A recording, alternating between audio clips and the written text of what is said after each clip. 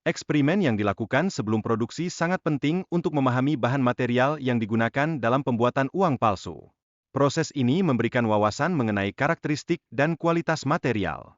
Tersangka menjelaskan kerugian yang dihadapi akibat uang palsu yang tidak sesuai. Dalam setiap siklus produksi, sebagian besar hasilnya tidak memenuhi standar dan terpaksa dibuang, mengakibatkan kerugian finansial yang signifikan. Proses yang diperlukan untuk memproduksi uang palsu seringkali kompleks. Tersangka mengungkapkan bahwa hingga sekitar 12 langkah harus dilalui sebelum hasil akhir siap edar, menunjukkan betapa rumitnya prosedur ini.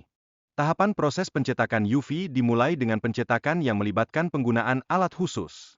Langkah ini sangat penting untuk memastikan bahwa hasil cetakan memenuhi kualitas yang diharapkan. Produksi biasanya dilakukan dalam jumlah terbatas, dimulai dari satu rim yang berisi 1.000 lembar. Pendekatan ini diambil untuk memastikan bahwa setiap unit yang diproduksi memiliki kualitas yang tinggi. Selama proses produksi, tim yang terlibat sangat kecil dengan hanya 2 orang yang menjalankan seluruh tahapan. Ini menunjukkan efisiensi sekaligus keterbatasan dalam operasional yang dilakukan.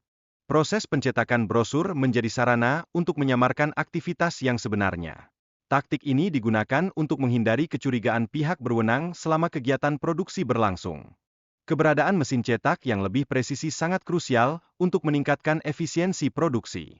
Dengan mesin ini, waktu yang dibutuhkan untuk menyelesaikan produksi dapat dipangkas dari 1 minggu menjadi hanya 1 jam. Bahan baku dalam produksi, seperti kertas, terbuat dari material khusus yang diimpor. Ini menunjukkan bagaimana industri ini bergantung pada sumber daya dari luar negeri. Dana yang diperlukan untuk produksi uang palsu sangat besar, mencapai 300 juta.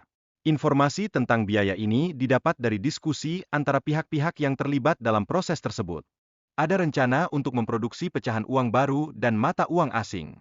Namun, hal ini memungkinkan persangka untuk mengelakkan keuntungan yang sangat besar. Informasi tentang biaya ini didapat dari diskusi antara pihak-pihak yang terlibat dalam respons terhadap permintaan ini masih belum jelas dan dianggap tidak serius oleh banyak pihak. Terdapat janji keuntungan yang sangat menggiurkan, misalnya rasio 1:10 untuk setiap produksi. Namun, hal ini memunculkan pertanyaan serius mengenai legalitas dan etika dari tindakan tersebut.